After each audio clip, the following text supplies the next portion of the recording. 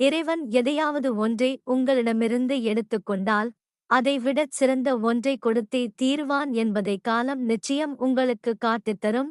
நம்பிக்கையோடு காத்திருங்கள். யாராவது ஒருவரிடம் உள்ளதொன்றை பார்த்து பொறாமைப்படாதீர். ஒருவேளை நீங்கள் அவருக்கு அது அருள் என்று நினைத்திருப்பீர்.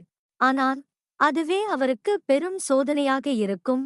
யாரையும் பழிவாங்க வேண்டும் என்ற எண்ணத்தோடு இருக்காதீர். அது உங்கள் நிம்மதியை தொலைக்க வைக்கும். காலம் அதன் கருமத்தை கச்சிதமாக செய்யும் வரை பார்த்து கொண்டிருங்கள்.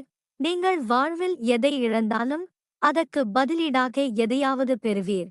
ஆனால் இறைவனின் மீதான நம்பிக்கையை நீங்கள் இழந்தால் அதை ஈடு செய்ய உங்களால் எதையும் தேட முடியாது.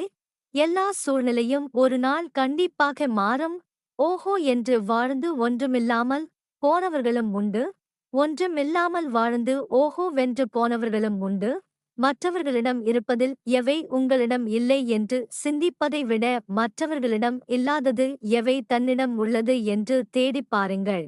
வாழ்வு சிறக்கும், மன அமைதி ஏற்படும்.